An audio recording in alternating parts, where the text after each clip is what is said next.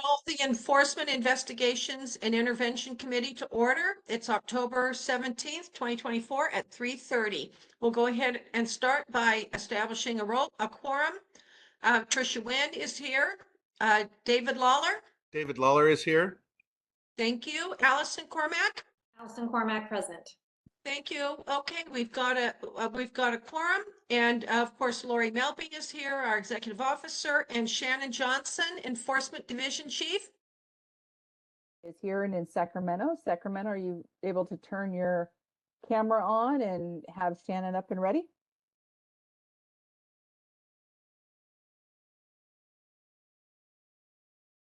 I'm not able to see or hear you, Sacramento.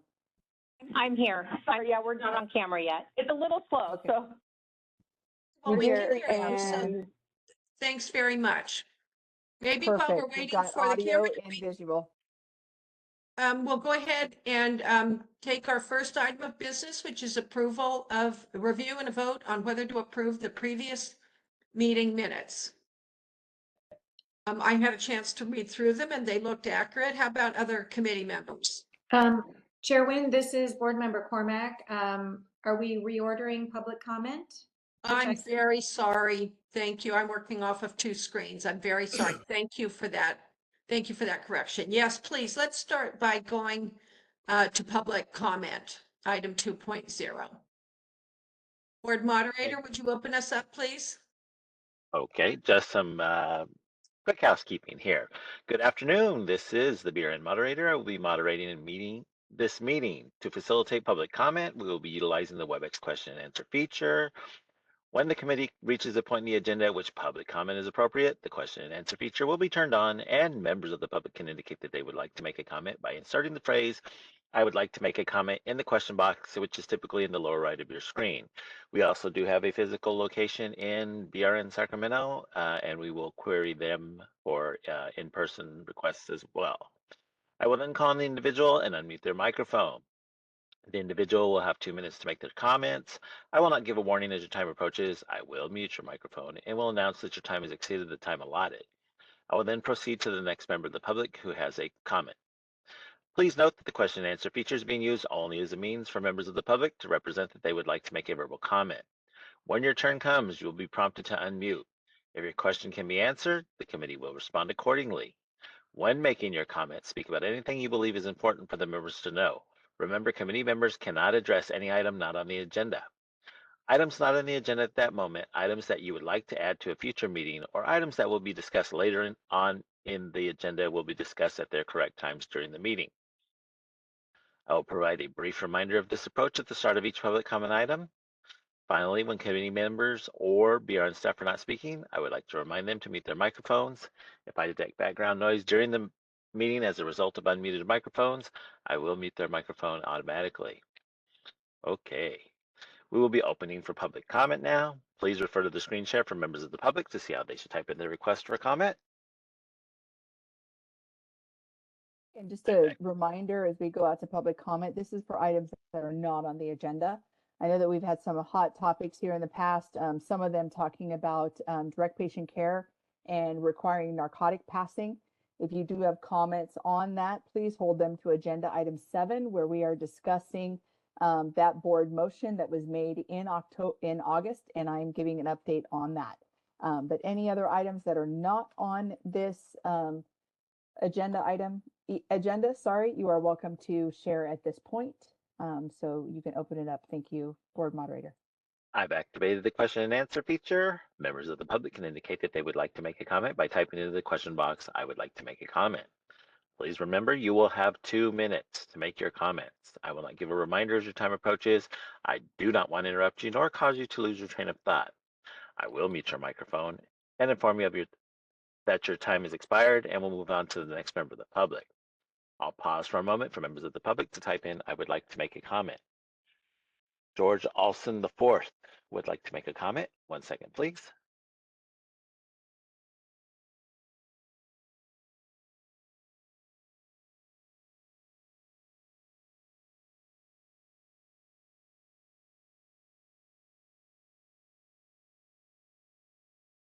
I'm currently enrolled in the probation program.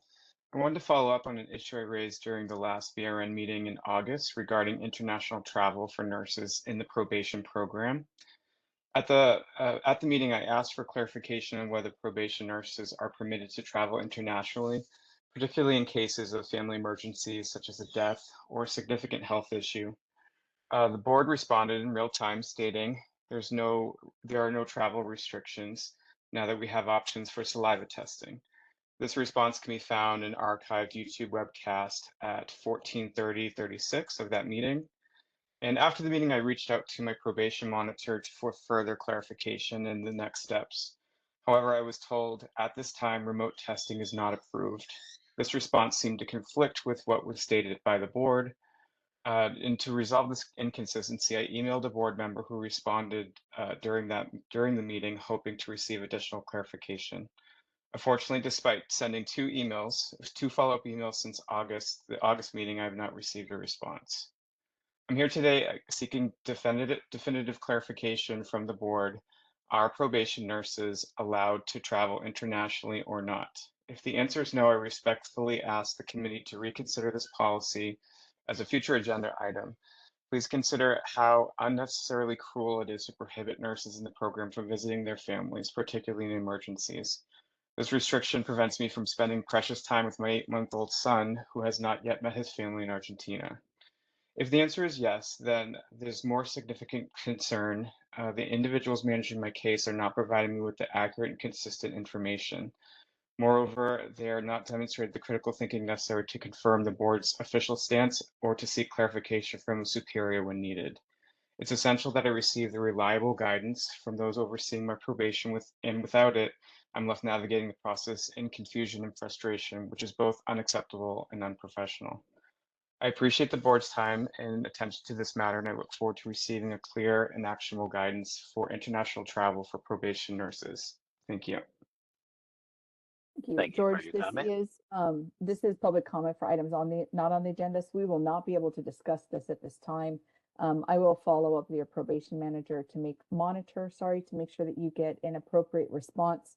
To clarify the initial comment, that travel conversation, I believe, is around intervention, and with intervention, that is affirmative, you can travel. So we will follow up and make sure you get an appropriate answer on your probation. Thank you. Nurse Mary would like to make a comment. 1 second, please.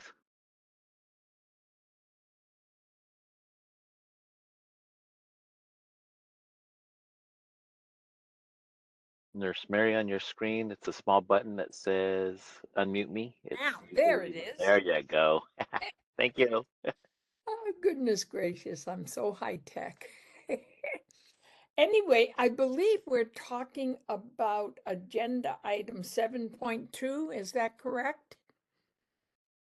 7.1. We are not talking about any agenda items at this point. This is public comment for items that are not on the agenda. Oh, not on the agenda. Correct.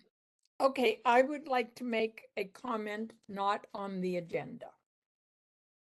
My name is Mary Haggerty. I have been a nurse support group facilitator since 1997. I, of course, am only one member of the clinical team for the intervention program. I'm not going to rehash any public past comments made about the abrupt change in the criteria to successfully complete.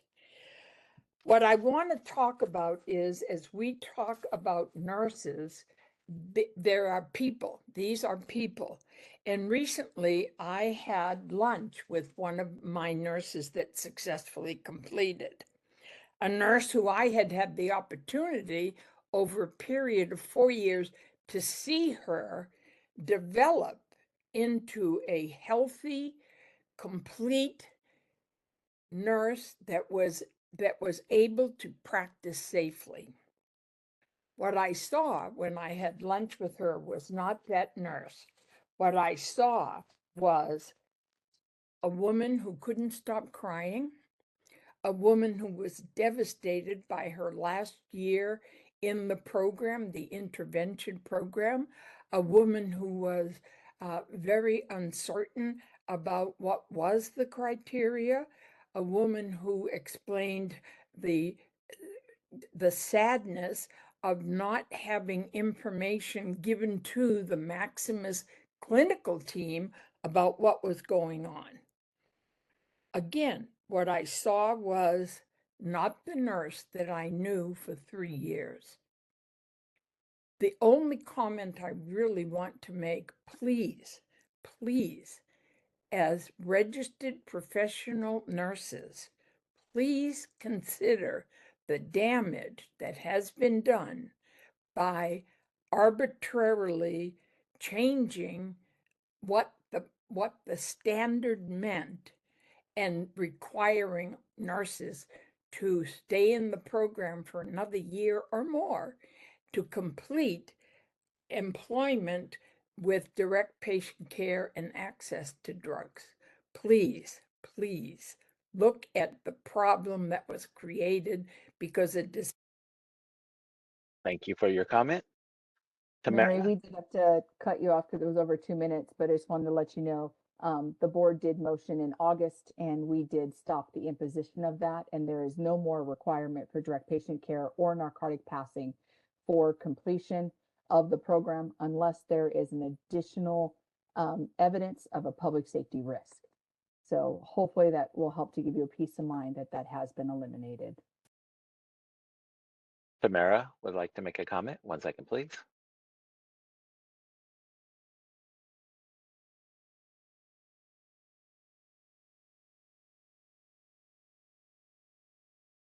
Are you able to hear me?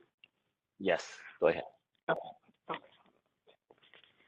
Okay. My name's Tamara Bolden. I have been a nurse for over 30 years, and I am bringing to light things that I would like to address with the board, mainly regarding the enforcement of possible drug diversion accusations that are placed against someone.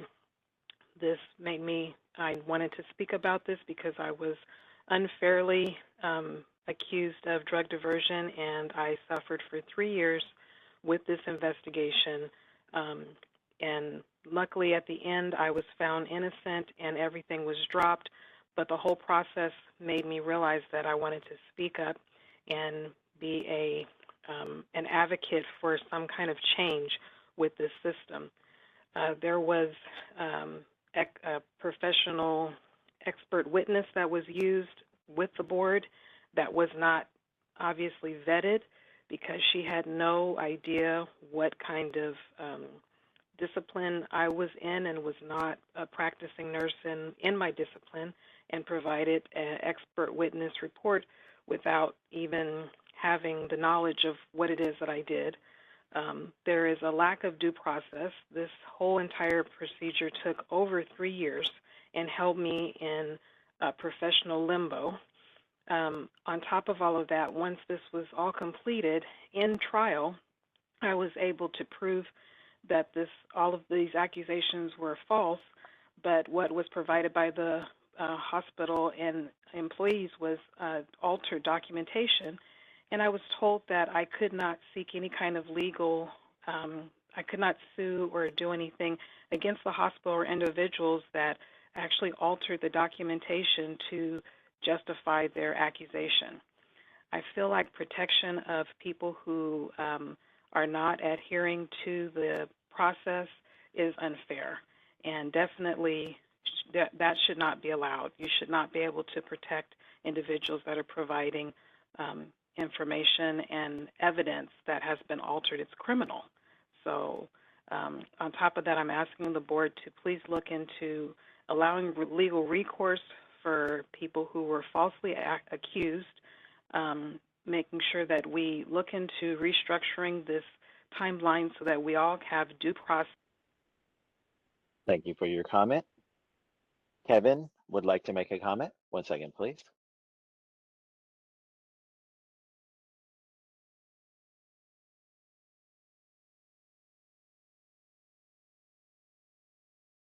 And I wasn't anticipating making a comment, but the first gentleman that spoke about international travel I just wanted to say that perhaps consider putting that on the agenda item for future.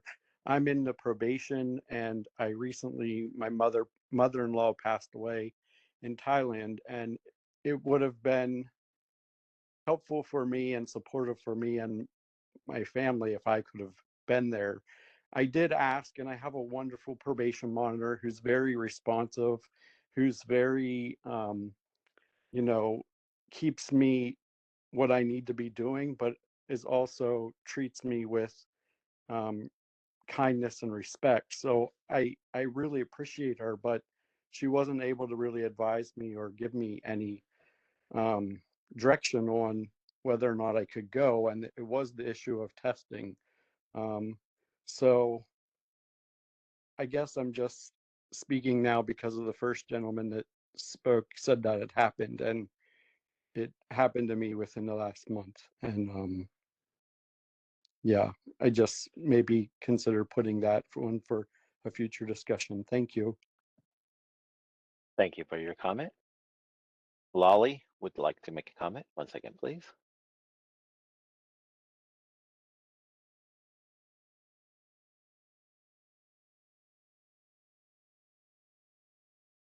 Um, yes, I just wanted to make a comment because I do feel like it is harder to make comments these days. Uh, Particularly because as an advanced practice nurse, trying to make comments and trying to get to the advanced practice nurse committee. And I guess there's a subcommittee now about enforcement. And there's a subcommittee of 2 people. I understand from reading some of the narration of the, I don't know, committee meetings, and that the subcommittee of 2 people can't have extra people on it. And it feels like people in probation and intervention can only comment on their experience at public comment. And I think that that's the problem because we are saying too much and it's uncomfortable. And I think that we have no other way to tell what's going on.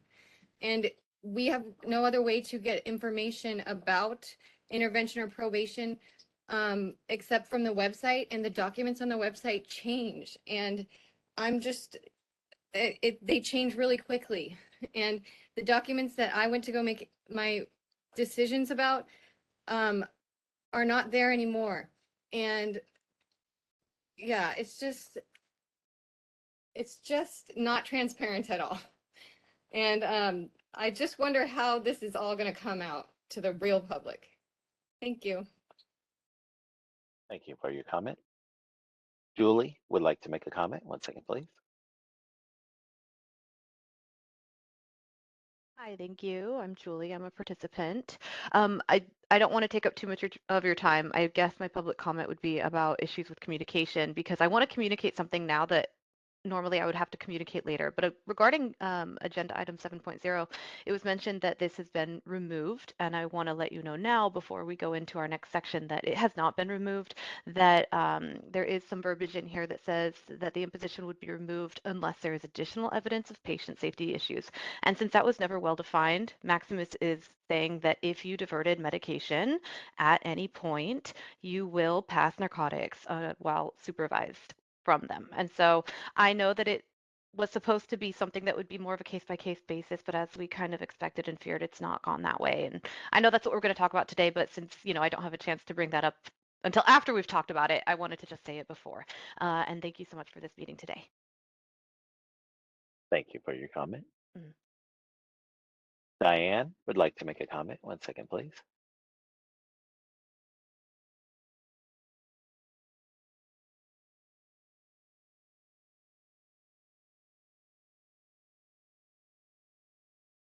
Diane, if you're on your phone, your cell phone, it's *6.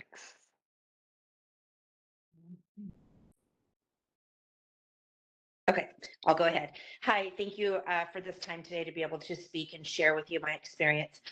Just like Julie said before, I also want to address the idea of passing narcotics in order to complete the program. We need to, I'm so sorry, but we have to stop the public comment for items that are not on the agenda. item 7.0, we'll discuss Okay. the narcotics and we'll discuss the patient care. So we cannot, we're forbidden. It's a law, it's a legal thing. I'm so sorry. If you can, please hold off until 7.0. I would greatly appreciate that so that we can get that appropriately addressed for you guys. I'd be happy to. Thank you for your time. Thank you. Appreciate it. Thank you for your comment. Committee Chair Nguyen, there are no other public requests for comments on the WebEx. We have no in-person requests for comments in the BRN Sacramento. Would you like me to close this window? Yes, please, and thank you very much, Board Moderator. All right, thank you. Now we can move on to item 3.0, which is review and vote on whether to approve the previous meeting minutes from July 16th, 2024. Any comments or questions from committee members? Chair Nguyen, I have one revision on page 21 in the first paragraph where I was making some comments in the second sentence. It says the committee should be making that decision today, and my recollection is I said the committee should not be making that decision today. So with that revision, and I believe I heard Board Member Lawler earlier indicating he didn't have any, I'm happy to move approval of the minutes. Thank you. So that will be a move to approve the minutes as amended. Yes. And I will second that. Do we take this out to a vote, Lori? I mean, out to public comment, Lori? Yes. Yes, Okay. please. Board Moderator, would you please open for public comment on the minutes?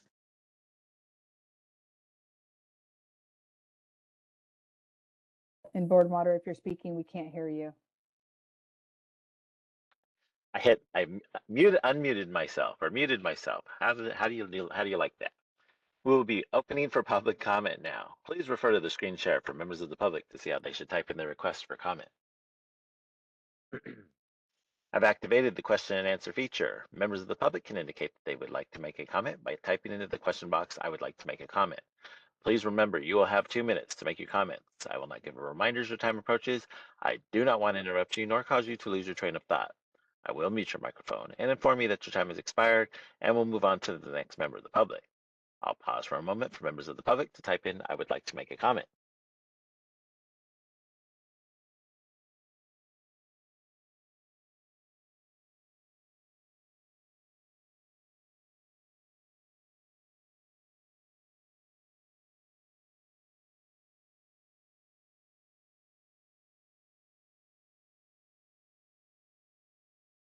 Committee Chair Nguyen, there are no public requests for comments on the WebEx. We have no in-person representation for public comments in BRN Sacramento. Would you like me to close this window? Yes, please. And thanks again, Board Moderator. So Thank we can go ahead and take this to a vote. We have a motion and a second. Chair Nguyen votes aye. Committee Member Cormack? Cormack, yes. Committee Member Lawler? Lawler, yes. Good, that the minutes pass unanimously. Thank you. So we're going to have an information only item 4.0, presentation by Department of Consumer Affairs procurement section on the request for proposal process. Wendy Kaiser, are you able to start your presentation and just a little background? The reason that we are, hi, thank you. The reason that we are presenting this is to let you guys know the process for any time we go out for a new vendor. As we have all been made aware, Maximus will not be re-upping their contract in January, and it does expire in December. So we will have to look for a new vendor, and they're going to discuss just a generic process. Thank you very much. Go ahead, Ms. Kaiser. Hi, good afternoon, everybody. Wendy Kaiser, I'm the procurement section chief in business services. And like she said, this is just a brief overview of the high level process for RFPs. My manager, Michelle Schultz, is online and she will be doing the PowerPoint. So if we can just hold off any questions until the end, that would be appreciated. Thank you. Hello, I'm just going to briefly go over what a request for a proposal is.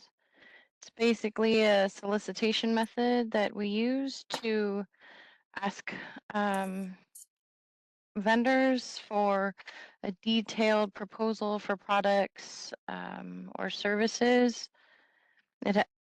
We ask for information on work that's needed, how proposals will be evaluated, contract terms. It's used to find solutions for specific projects or problems. The scope of the work will detail the tasks, deliverables, timelines, budgets, expectations, while allowing vendors to offer their expertise. Next slide. Why we would use an RFP solicitation. We use the proposals for complex services needing varied professional expertise. It happens when we have different approach methods, when it's not a straightforward service. The proposal, basically our scope of work is going to be clear to ensure that proposers all have the same goal in mind. We wanted objective evaluation, and so that has to be clear in our scope and our request for proposal. We have to see which proposals meet the RFP requirements when we go to award and evaluate. When we do post the request for proposal, we want to be clear on what we wish to accomplish, what the qualification requirements are, the performance specifications, the timeframes, and other requirements that must be met, like tasks, timelines, and then how we would want this job accomplished and how much. Next slide. Things to consider when writing a request for proposal: the purpose, the project scope of work, the objective, the requirements, any timelines, especially if there are different tasks involved, the timelines for each specific task, evaluation criteria, very important, a budget, if there is one, any background information that is important to that proposal format. 3 components that every request for proposal should have is background on the organization or company requesting the request for proposal, a description of the project, and evaluation criteria that will be used to assess the proposal. Next slide. The difference between using a request for proposal and an invitation for bid. An invitation for bid is another solicitation method. It's more straightforward. We use the terms bidder and bid. With an invitation for bid, they're sealed. It can come in a single envelope, or if we do the 2 sealed envelope process, one's labeled master, one's labeled copy. The cost is encompassed with the bid. And it's a simple pass or fail. Did they include all the documents? And is the cost included? And it's awarded to the lowest cost. It's just cost driven. The request for proposal, we use the terms proposer and proposal. The narrative proposals contain varying amounts of information, so they're not going to be identical. The sealed proposals are submitted in separate envelopes than the cost. The proposals are evaluated, and then the costs are looked at. With a request for proposal, it's not just cost driven. It's the operation plan, the staff experience, the education, timeline estimates, and a lot of evaluation criteria goes into awarding the request for proposal. Next slide. The benefits of using a request for proposal: it allows comparison of different solutions. So you have vendors that'll have different ways of looking at the same problem. It ensures transparency in the selection process, helps identify the most qualified vendors. It's a very selective process. A properly crafted request for proposal attracts multiple bids. The challenges of using a request for proposal, it's very time consuming. It's extremely complex. It can be overwhelming volume of paperwork. For example, the one we just got in was 50 pounds. You run the risk of, you have to be very specific on your evaluation criteria so you can show that there's no bias in the evaluation. And you have legal and regulatory compliance. Next slide. When you're scoring a request for proposal, you need to define the evaluation criteria very clearly, including price, quality, delivery time, vendor experience. These are all examples of what to be extremely clear on. You want to assign weights to each criteria based on importance. You want to create a scoring matrix, develop a matrix to score each task, each requirement, and these points will add up. Evaluate the proposals when you review each proposal and score them on how well they meet each criteria. They can be point-based, and that score sheet is going to be compared in the end, and each task is going to have their own separate total. When you calculate them, you're going to multiply the scores by the weights, and you're going to add them all up. So you're going to have a total of each one. And then you're going to compare at the end to decide which one best fits. So you're going to have your total score, and then you're going to evaluate which method best fits the needs. Next slide. When a vendor or proposer is chosen, that's when you get to begin the contract process. And then you're going to track the progress of the proposer. And you just want to make sure that you track the progress of all the timelines that were set and make sure that everything stays in compliance with the goals and timelines. Next slide.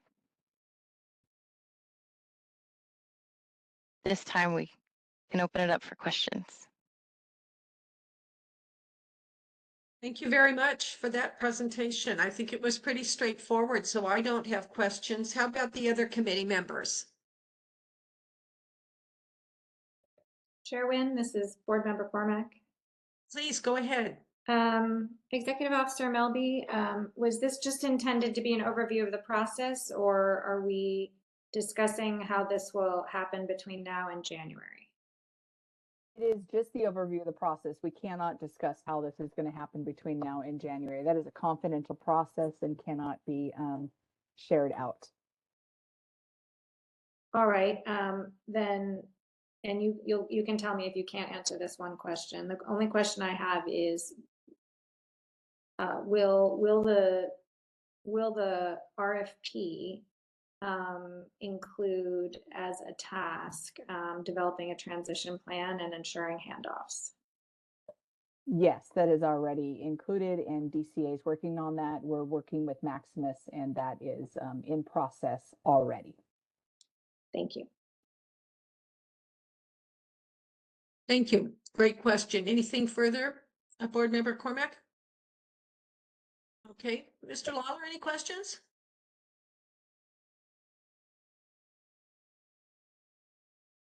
Sorry, I was muted. No, I'm good. Thank you for the very clear explanation. I appreciate it.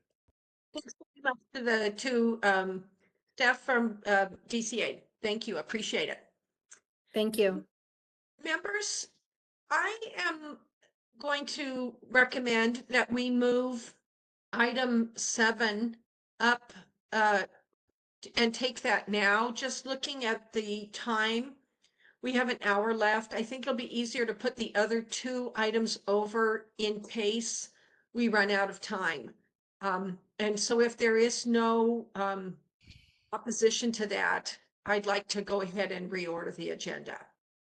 If that's a motion, I'm happy to second it, but I don't know if you need a I motion. don't know since you're that the we need chair. a motion if there's just general agreement, but thank you very much.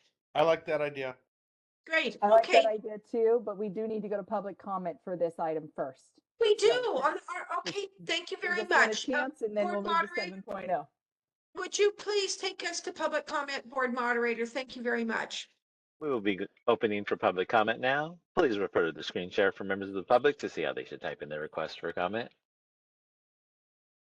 I've activated the question and answer feature. Members of the public can indicate they would like to make a comment by typing into the question box, "I would like to make a comment." Please remember, you will have 2 minutes to make your comments. I will not give a reminder as your time approaches. I do not want to interrupt you nor cause you to lose your train of thought. I will mute your microphone and inform you that your time has expired and move on to the next member of the public. I'll pause for a moment for members of the public to type in, "I would like to make a comment."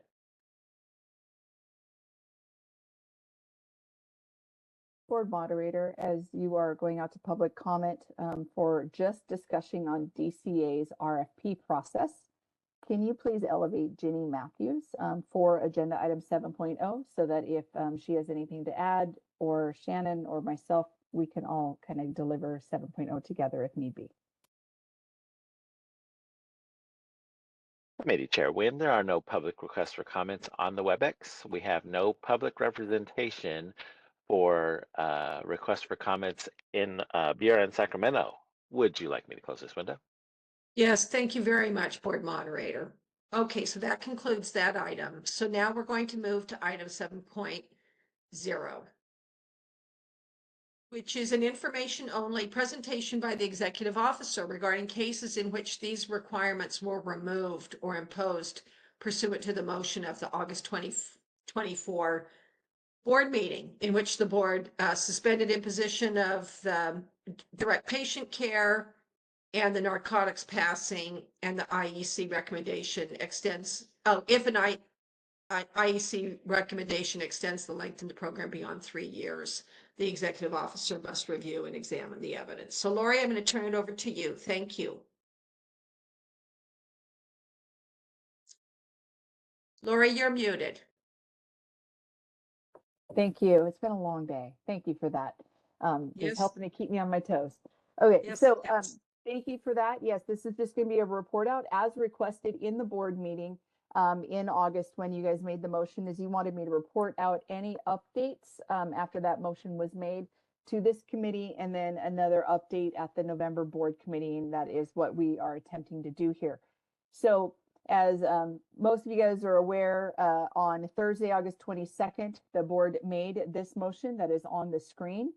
And then that Tuesday, I sent that email out asking our board staff as well as Maximus to share it out with all IEC members, all nursing support group facilitators, and Maximus staff so that everybody is on the same page. That did go out to all IEC members and all nurse support group members, on Thursday, September 5th. I was CC'd on that. In that email that went out from Maximus, letting both the IEC members and the nursing support group facilitators know, they also let those members know that Maximus has decided not to pursue the rebid on the contract, which ends December 31st. And that they are working to ensure all participants are seen by a review committee before the end of the year. Since the board meeting, including today, there have been 7 IEC meetings held, 6 of them previous to today, and then, 6 total. I apologize for that. 6 total, including today. The numbers that I have reported in here are numbers that go to September. And then because we did have to do a stop and get materials on, so they're not full numbers. And the 6 more are IEC meetings that are scheduled for the end of the year. Right now we have 1 scheduled for looks like next week, and then the following week, and then November 5th and 8th, we do have to take into consideration that there are holidays for Thanksgiving. We will try to get another IEC added towards the end of November and the beginning of December. There is about a month time frame in there that does not have a meeting, so we're working to get quorum and fill that.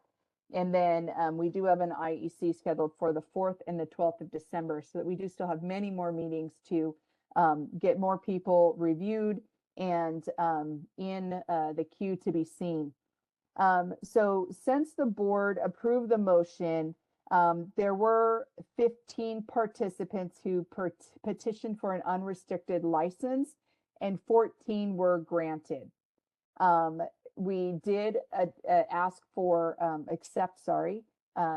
we did bring forward 10 new people to be added in, and 9 of them were accepted.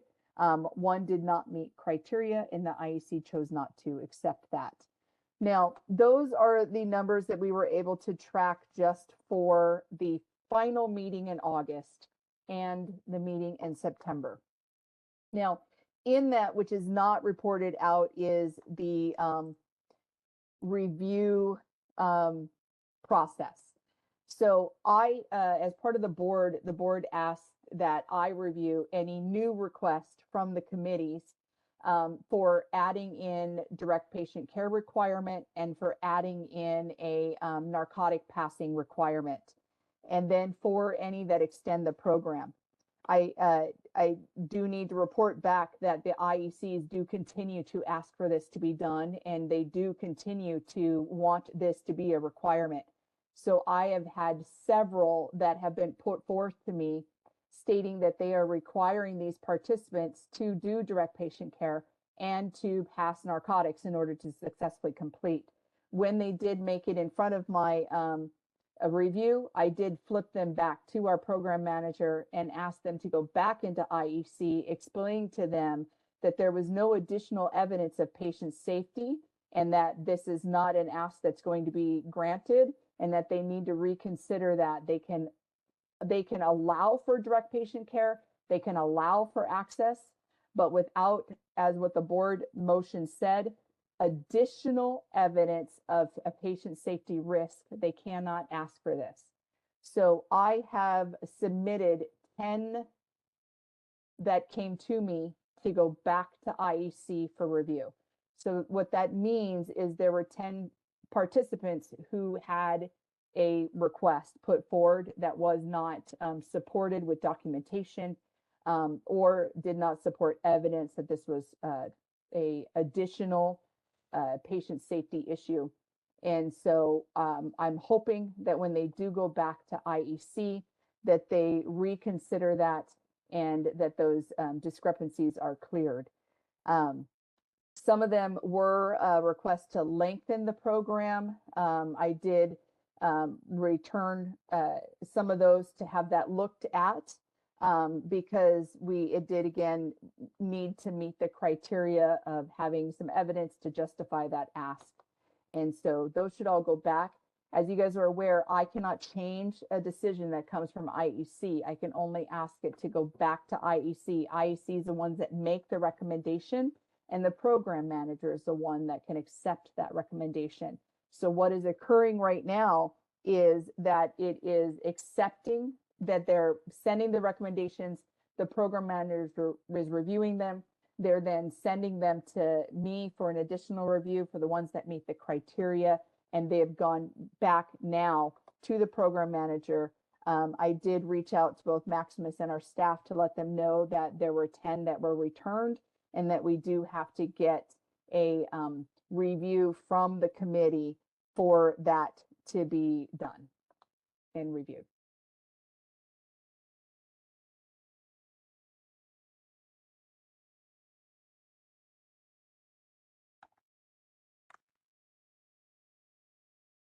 Any questions?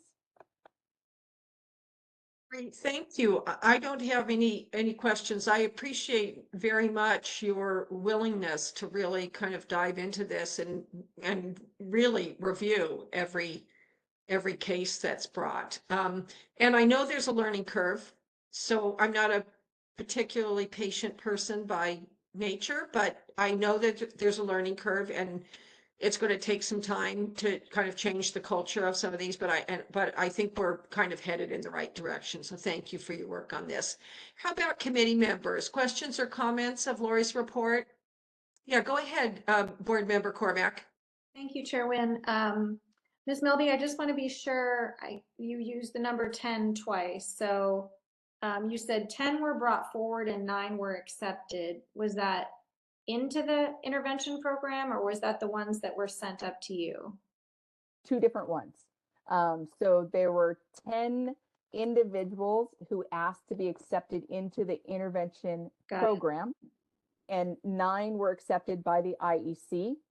Of the participants that were brought forward to IEC for their IEC committee reevaluation or petition for completion, whatever reason they were brought in front of IEC, 10 of those still held a one of those 1, 2, or 3 items here on our motion. Either it was a direct patient care, either it was a narcotic passing, or either it was an extending the length of the program. And 10 of those went back after my review. Some of them were accepted. Some of them had the appropriate documentation. Some of them were able to move forward as they had recommended. But there were 10 that had a direct patient care, a narcotic passing, or a lengthening of the program that did not have the required evidence of the additional patient safety or the evidence to support a lengthening of the program. Now, they might end up having that evidence. We're not sure. It goes back to IEC, and they might need to actually put forth that evidence that says, hey, there is an additional patient safety issue. We do need to see them work. The ones that I reviewed, I did not find that. I found that their testing was all negative, that their worksite monitor reports were positive, that they were working in a RN role. It may not have been direct patient care, may not have been narcotic passing. Some of them were direct patient care, some did not have narcotic passing. It was at various ones. And so at that point, the reason they were put forward were mostly because of they had diverted to get into the program. And so to me, that doesn't meet the motion as put forward, that there had to be additional evidence of patient safety issues. And so those were the safety issues they entered the program with 3 years ago. So they were put back to IEC for reconsideration of that. They have not been scheduled yet, but we're hoping to get a day to have all of them put back in and reconsidered within the next month or so. Wonderful. And then separate, you also mentioned that there were 15 petitions for unrestricted license and 14 were granted. Okay. Correct. So yes. That's helpful if we have those. Just want to make sure I have the numbers in the right buckets, and there are 3 different buckets. There are, and the 15 that were put forward and 14 were granted, what that means is not just that they have an unrestricted license, but they've completed the program. So just so that you guys get that. So they're no longer in our intervention program, they're done. Congratulations to them. And then I think probably for another day, we'll discuss the IECs, but looking at the numbers here, it looks like there's some IECs that are meeting quite frequently and some that probably aren't meeting at all in the space of an entire quarter. So we'll put some context on that. IECs are set to meet every 3 months. Okay. And so they are to schedule once every 3 months. You see the amount of IECs here that is abnormal. That is us making an effort to get the most people seen and reviewed as quickly as possible. And when we do that, we have to reach out to our IECs and say, who is available? Can we get quorum? And also, do we have a place to hold these? Because these all have to be scheduled in person. Those members have to meet in person because they're doing the work of a board. So just like you guys have to come in for your board meetings, these have to come in person as well. So you should, on a routine basis, only see one committee being met on a quarterly basis. So IEC 1 should meet 1 every 3 months. IE 4 should meet 1 every 3 months. So when you're seeing them more, just in this last quarter, they're doing extra work, going above and beyond more than what we require of them. Okay, well, my thanks to the members of IECs 1, 4, and 12 who are, doing extra work during this extraordinary time. Thank you. Thank you, Ms. Cormack. How about you, Mr. Lawler? Any questions, I comments? appreciate what you said, Chair Wynn. I agree with you and was about to say the same thing. The only thing I will add is because there is a learning curve as we transition, I will be very interested to see how the IECs comply further along in the process at one of our future meetings. I'd love to hear about that. Yeah, I'll be sharing out more in our next board meeting. And then in addition to this, I have reached out to DCA to see if we can get some training for our IECs, our nursing support group facilitators, et cetera. And we will see what we can do to get that moving along. Thank you. Perhaps we could agendize this again for the next Enforcement Investigations and Intervention Committee, just so we can just kind of keep track of how things are going. Yeah, I believe this is going to be a standing item for a while, Great. just so we can do that. And so we will be reporting it out at committee and at board. So out of a 3-month time period, you should hear from me twice. And so there'll be 1 month that you don't hear from me. Just let me continue to keep reviewing it. My staff continue to work. It's quite a feat around here right now. I appreciate that. Well, thank you, Lori. Why don't we go ahead and hear from members of the public on this item? So I'm going to ask the board moderator if you'd please open the public comment link. We will be opening for public comment now. Please refer to the screen share for members of the public to see how they should type in their request for comment. I've activated the question and answer feature. Members of the public can indicate they would like to make a comment by typing into the question box, "I would like to make a comment." Please remember, you will have 2 minutes to make your comments. I will not give a reminder as your time approaches. I do not want to interrupt you nor cause you to lose your train of thought. I will mute your microphone and inform you that your time has expired, and we'll move on to the next member of the public. I'll pause for a moment for members of the public to type in, "I would like to make a comment." Diane would like to make a comment. 1 second, please.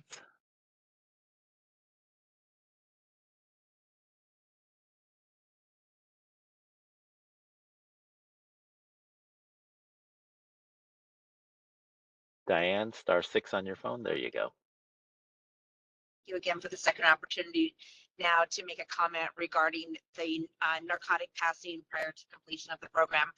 I have been in this program for 2 years, and I believe it's 8 months now. I just had an IEC meeting on October 3rd, and prior to that, I was told by my case manager that in order to complete the program, I would need to take a job as a bedside nurse passing narcotics. For the past 2 years, I've been working very happily as an advice nurse working from home. I did what was suggested of me. I did take a second job, which I began in June of this year at a facility that's about an hour and a half from where I live. Taking on the second job has imposed a huge burden on my family life, my recovery life, and my ranch life. I have been willing to do whatever it takes. That's what this program has taught me, and that's what my program of recovery has also taught me. However, on my October 3rd meeting, I asked very clearly, there's no miscommunication whatsoever, do I or do I not need to continue to work a second job in order to pass narcotics to complete this program? I simply need some clear direction so I know how to continue moving forward, not only with my personal life, but my professional and my recovery life. When I got my contract in the mail this week, or not in the mail, in the email this week, I reviewed my contract and nothing was said whether I needed to continue working the second job. I've had a good, clean record with Maximus. I've had zero positive drug tests, all negative drug tests. I've done everything that's been asked of me. There have been no additional concerns of patient safety. I was a previous diverter. However, that has not been an issue since I've been in the program, nor has there been any issue of patient safety. So once again, I'm just asking for clear direction on whether or not I need to continue killing myself to meet a requirement that may or may not, in fact, need to be met prior to my completion. Thank you. Thank you for your comment.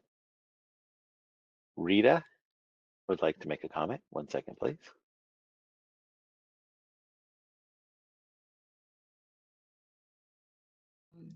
Gosh, first I want to just thank Ms. Loretta Melby for the hard work that she's put into doing all of this, and for all of the members of the board who have been so have been treating us participants as human beings.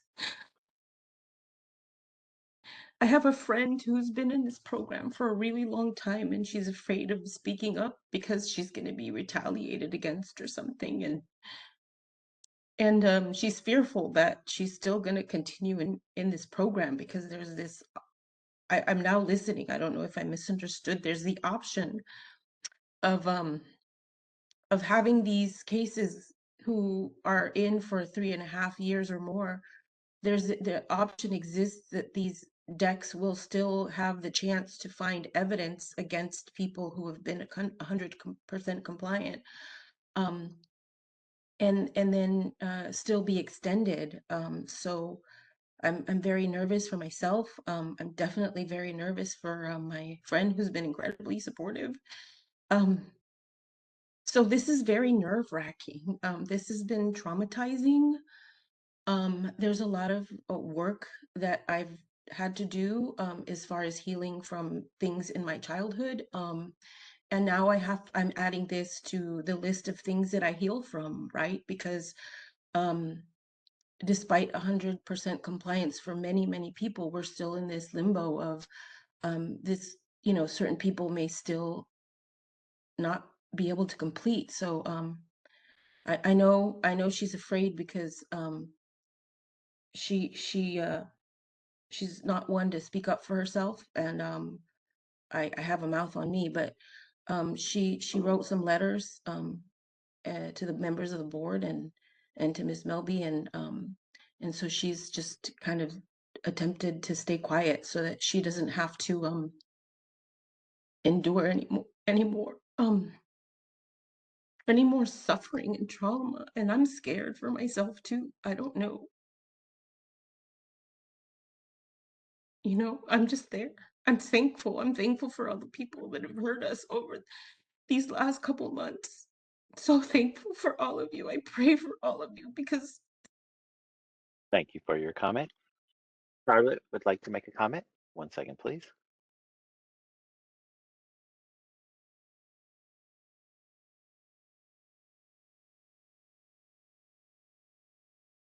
Charlotte, go ahead. Can you hear me? Yes, go ahead. Okay. I think I would like to just echo the sentiment of the last two people that have spoken. I'm also a participant in the intervention program. I am in now almost 2.5 years. And I understand that there is a learning curve with the new procedures or the new policies that were voted on to suspend this requirement for direct patient care and narcotics. But I think what's very concerning to me is that communication and that the IECs don't seem to be getting that message, because so I understand the learning curve. However,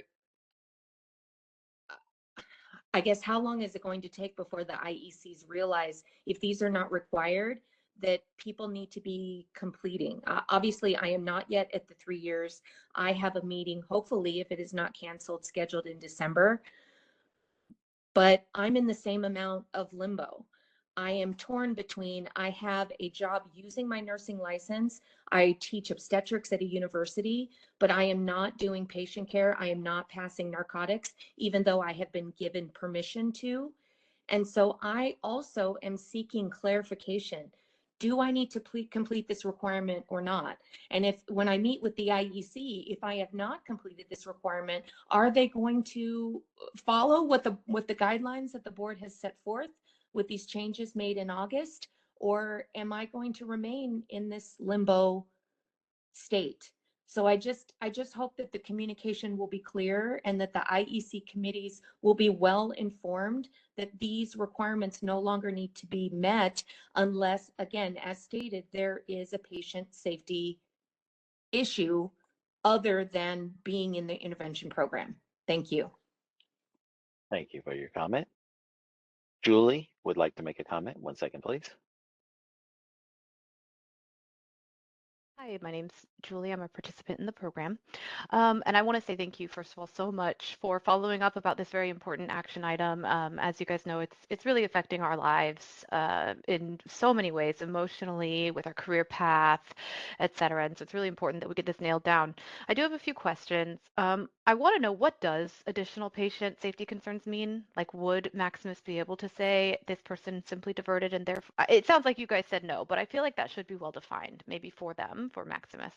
Um, Also, can we mandate that Maximus or the next third-party company include requirements in the participant's contract? Because that's also been a large issue, is that we have not had this mandate written down in our contract anywhere, and it's been very hard for us to support to ourselves and our employers why we may be making changes to employment if it's not written down. I do have to say, I still don't understand why we are asking this of anyone under any circumstance. It's clear that the addiction medicine experts have given their expert testimony that this is unnecessary. There is no reason why Maximus should be so interested in forcing its participants to work in patient care and with narcotics. Not one, not a single clear, reasonable reason. There is only ignorance and fear on their part. But their backwards thinking is leading the decision making here. It seems insane that we're letting them make mistakes when requiring participants like Diane, who has no additional patient safety concerns, to pass narcotics, but then she has to wait until her next IEC to get the imposition removed, which may be 3 to 6 months. So she, in the meantime, has to work 2 jobs so she can complete, because they erroneously imposed the mandate on her. I do understand that there's a learning curve, but when there is no option of rapid communication and correction of these devastating mistakes, we need to work a lot harder to prevent them in the first place. Thank you so much for your time. Thank you for your comment. Committee Chair Nguyen, there are no other public requests for comments on the WebEx. We have no in-person representation for public comments in BRN Sacramento. Would you like me to close this window? Please, thank you, Board Moderator. Thank you. This is information only. It doesn't require a vote. I do want to make one point of clarification. The Great. IECs are voted on by our board and part of our kind of oversight and not Maximus. And so some of the commenters were saying that Maximus was doing this imposition. That is not an accurate statement. It is our IEC committee that is making a recommendation for this to occur. And we are reviewing that recommendation and we are returning it back to IEC for reconsideration. Thank you very much, EO Melby. I really appreciate that. Yeah, so we're just going to keep learning about this, and I think we're going to keep improving. So thank you to you and your staff for continuing to work on this. It's really important, and it's also very helpful that we're, keeping ourselves well informed. Thank you. And I So only we'll go come in ahead. at the very end. I'm only doing the final review. The board staff really are the ones that take the credit here. They're making the program run. They're watching everything. They're scheduling everything. They're doing reviews.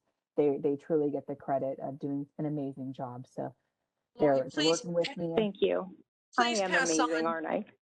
Please pass on the committee's appreciation to staff. Of course, Shannon, you're here, so thank you. But I mean, beyond that, thanks to everybody who's, taking this seriously and really going the extra mile. All of us are. Thank you so much. Okay. I think we're going back in the agenda now to 5.0, correct? Great. 5.0, overview of the recruitment and selection process of the IEC committee members and nurse support group facilitators. So Shannon, I'm going to turn it over to you. Thank you very much. Thank you. And you guys can hear me okay? Yes. Okay, perfect. So 5.0 is information only. It's the overview of the recruitment and selection process of the intervention evaluation committee members and the nurse support group facilitators.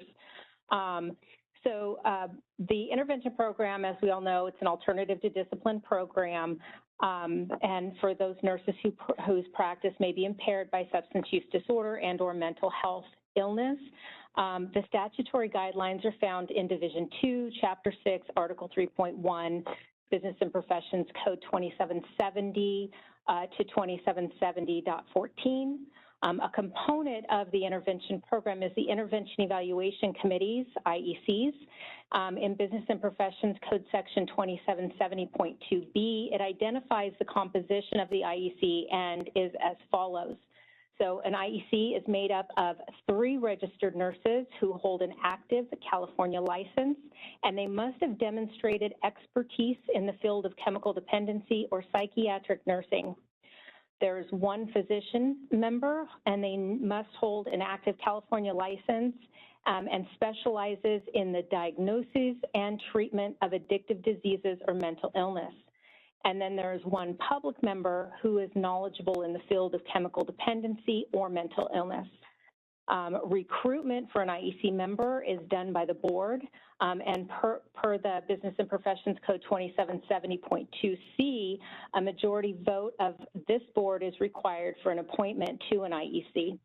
An overview of the IEC and their role in the intervention program is available on our website. A candidate for an IEC member must submit an application, a curriculum vitae, and a resume. The application package is then reviewed by board staff, and if minimum qualifications are met, and there is an IEC vacancy, then the package is presented to this board for review and consideration. As for nurse support groups, which is another component of the intervention program, and I also want to state for nurse support group, it's not just intervention, we are talking about intervention here today, but it's also the same exact nurse support group for probation. So each group will have a combination of both intervention and probation participants in there. That is outlined in Business and Professions Code Section 315 and are in the uniform standards that are used by the Healing Arts Boards under DCA for the licensees with substance abuse disorders or mental health issues. Specifically, Uniform Standard 5, the group meeting facilitator qualifications and requirements state that 1, the meeting facilitator must have a minimum of 3 years experience in the treatment and rehabilitation of substance abuse, and they must be licensed or certified by the state or another nationally certified organization. They also have to, the meeting facilitator also has to have or not have a financial, personal, business, or relationship with the licensee within the last year. The group meeting facilitator must provide to the board a signed document showing the licensee's name, the group name, the date and location of the meeting, the licensee's attendance, and the licensee's level of participation and progress. The facilitator must report any unexcused absences within 24 hours. Additionally, Uniform Standard 13B, the group meeting facilitators delineates the qualifications and requirements which are applied to the intervention program nurse support group facilitators for the Board of Registered Nursing, which states that a group meeting facilitator for any support group meeting must have a minimum of 3 years experience in treatment and rehabilitation, must be licensed or certified by the state or other nationally certified organization. They must report any unexcused absences within 24 hours, and they must provide to the board a signed document showing the licensee's name, group name, so forth. Additionally, the nurse support group and the nurse support group facilitator information is located on our website, rn.ca.gov. Including the current list of nurse support group meetings with the dates, times, and names of the nurse support group facilitators. The nurse support group facilitator application is also available on the board's website. The current contract with the third-party recovery vendor Maximus requires the vendor to participate in the interview process for nurse support group facilitators as directed by the board. Additionally, Maximus is to monitor the number of participants assigned to a nurse support group and adjust as appropriate, perform annual unannounced visits to the nurse support group meetings, and recruit and manage the nurse support group facilitators. Are there any questions? Janet, thank you very much for that. I think that's a pretty good overview of this. How about committee members? Board Member Cormack. Any questions or comments? As always, thank you, Chair Wynn. Yes. Thank you, Ms. Johnson. So let me start with the IECs. And I know that EO Melby mentioned earlier she was going to try and get some training for them. Do they have any training now? IEC members? We started training a couple years ago. We did training for IEC members. We held 2 of those. We also held a couple trainings for nurse support group facilitators. We were going to get into training again at the end of this year, but of course with everything going on with IEC, the ending of the contract, we put that next training class on hold, and we're looking at doing that starting next year once we get settled in with the new vendor. But yes, we do have, and then we updated the guide, the handbook for all of our IEC members, and we that is one standing agenda item in our open meeting with our IECs to incorporate any suggestions or recommendations they have, not only just the guidelines, but also for our regulations, since we are looking at a regulation package. And did the IEC members sign, acknowledge that they're receipt and understanding and abiding by the handbook? I'm sorry, what was that question? Do the IEC members, when they get the handbook, do they sign that they have acknowledged they've read it and they'll abide by what's in there? No, we don't have a signature page for that. In a previous role, in a not at the state level, we found it helpful to implement that. It does 2 things. One, it ensures that the person, takes seriously reading it. And then second, in the event that there is ever an issue later on, it is, it's something you can use. So I'll just offer that as a consideration. And then I wanted to talk about interviewing the IEC members. We're really relying on them. And obviously all the people calling in are as well, and the public for whom this is, serving as a really important part of public safety. And I understand that in the past, the board, some members of the board members interviewed. Can you talk about the pros and cons of doing interviews for IEC members? I don't know if there's necessarily a con to interviewing. We can put together a subcommittee if you'd like. I can't hear you. You cannot hear me? I can hear you, Maybe Shannon. I don't know if it's something with Allison's. Trisha, David, are you guys able to hear Shannon? I'm hearing loud and clear. Yeah. Yeah, I hear I think it fine. Allison, are you having? Okay, I hear you now. Okay. Okay. I was just saying that I don't know that there's any cons to interviewing them. They obviously, when they get to your level, they've met the criteria, they hold the expertise that's required, and we have vetted them. But I don't see any con to interviewing them if that's what the board is comfortable with. Okay, well, I'll just share with the chair and with the executive officer that I would feel much more comfortable voting on these folks if some members of the board interviewed them first. And then I think the application itself, it's probably hard to make it more comprehensive because you can't say, have you watched one of these meetings? Do you understand? Because they can't do that. So that part is hard to figure out how to make sure, people understand this and we all have a shared understanding before they start their job. And then to the NSG facilitators, you mentioned that they are doing training as well. I thought last time when we talked about this, we discussed that they were independent, but it sounds like Maximus recruits and manages them. Yeah, they are recruited, and we, in the last few years, we really haven't had any new. So that's something. Most of our nurse support group facilitators have been with us for a while. We have co-facilitators that have maybe stepped up as a facilitator, but they are independent. They do get to choose the rate that they charge.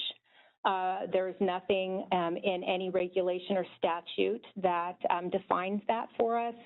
and the board doesn't have authority in that capacity.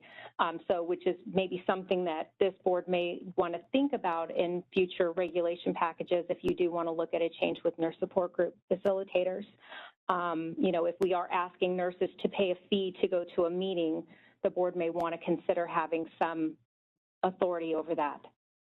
Okay, that's something we can talk about at a future date. I'm just going to say again, I think one thing that would help those of us making these decisions would be having perhaps a survey that folks fill out when they complete the program, or, you know, it's at some point that's appropriate, that helps us understand and improve.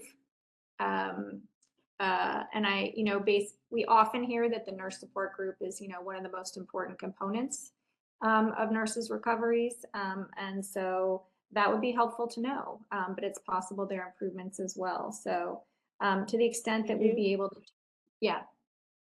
Oh, I'm sorry, I didn't mean to interrupt. I was just going to state that there is a survey that is always available to all of the participants. And the case managers also remind them when they are completing that there is a survey if they would like to fill it out. And I believe it's within their portal, and every time they go into their case on the portal. And who sees the survey results? Maximus does. Okay, well, EO Melby will not be surprised to know that's another opportunity for, you know, us to understand the data a little bit better. So I'll leave that in your capable hands. Thank you so much. For those questions, Board Member Cormack, Shannon, I didn't realize until just right now that members of the nursing support group paid for that. I kind of assumed it was like an AA meeting. But then again, that's one more cost at some point, and it doesn't have to be next month, but maybe at some point, we could see just a survey of, you know, what's out there and what the range of costs are. Because if we are expecting members to go every single week, we should know what's going on there. We did report Yeah, out at in the the- August board meeting that nursing support group facilitators ranged in price. We do have one that is free. And when we shared that out in public comment, they were wanting to know who that was. And that was one of the I missed nursing that support. somehow. Yeah, So- one of the nursing support group facilitators do choose to offer their services free. That is commendable. Thank you. Others could set their own price, and we're not over that, but we can provide some information on Tricia, that. I already have those numbers.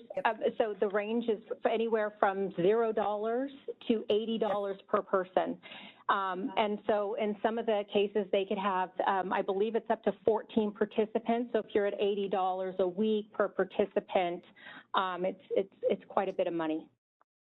Yeah, well, it's quite inexpensive. It's $80 once a week. And that's the program that fits with your schedule. That would be, could be quite. oh, sorry. I believe the charge is per month. Okay, thank you. Thank you. Okay. How about you, Mr. Lawler? Any questions? No, I appreciate what Board Member Cormack said. I agree with her in that some of the questions she asked is definitely the direction that I think we should go. I am still bewildered by 3 RNs, 1 physician, and a public member, all who are experts in the fields of chemical dependency and rehab and treatment of drug abuse and mental illness, not seeing the gaps in logic or common sense in this process, which tells me either the process is systemic and institutional and nothing they can deal with, or we need to review our future applications a little better. But no, I have no other issues with what was been reported. Thank you very much. So we have about 11 minutes before we need to stop this meeting. Let's go to public comment and see if there are members of the public would like to comment on this item. We will be opening for public comment now. Please refer to the screen share for members of the public to see how they should type in their request for comment. I've activated the question and answer feature. Members of the public can indicate they would like to make a comment by typing into the question box, "I would like to make a comment." Please remember you will have 2 minutes to make your comments. I will not give a reminder as your time approaches. I do not want to interrupt you nor cause you to lose your train of thought. I will mute your microphone and inform you that your time has expired and we'll move on to the next member of the public. I'll pause for a moment for members of the public to type in, I would like to make a comment. Nurse Mary would like to make a comment. 1 second, please.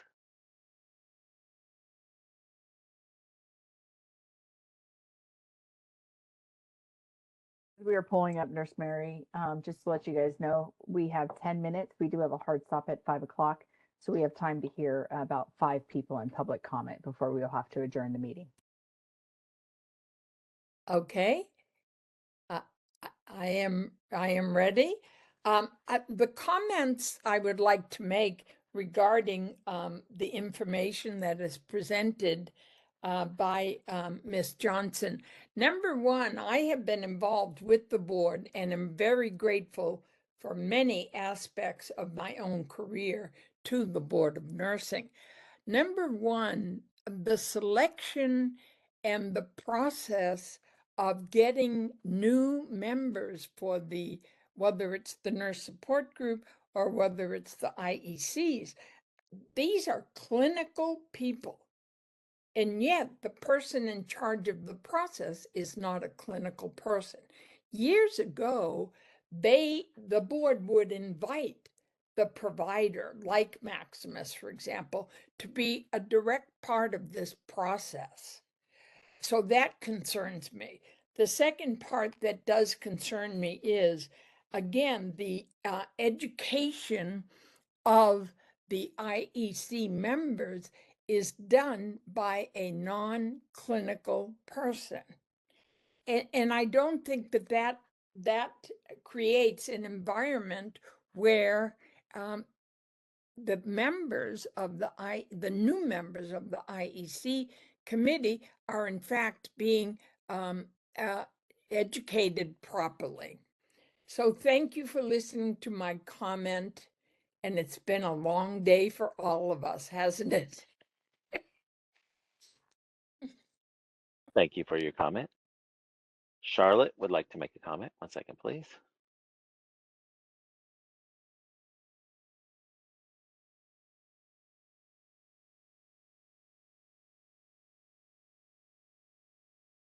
Can you hear me? Yes, ma'am. Go ahead. I also am glad that you are looking a little bit more carefully into the IEC members, because unfortunately, having been part of 4 to 5 IEC meetings so far, they are woefully ignorant. They are at times rude, disrespectful, accusatory. I know this is a program is supposed to be an alternative to discipline.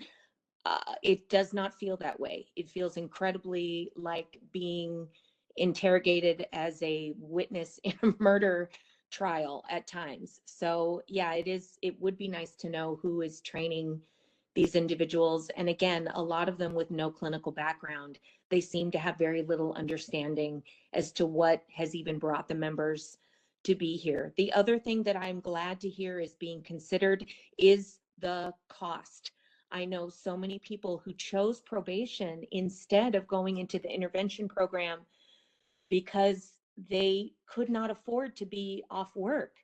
I was not allowed to go back to work for the first 9 months. Luckily, I have a spouse who worked and we were able to squeak by. But other than that, the paying for the all the drug testing, incredibly expensive. Paying for the nurse support meeting, I pay and additional fees there. This really becomes, everyone should be able to take advantage of this program, and the cost becomes very exclusive for people not to be able to. Thank you. That's all I have to say. And I also very much appreciate your time. Thank you for your comment. Where's the data? BRN would like to make a comment. 1 second, please.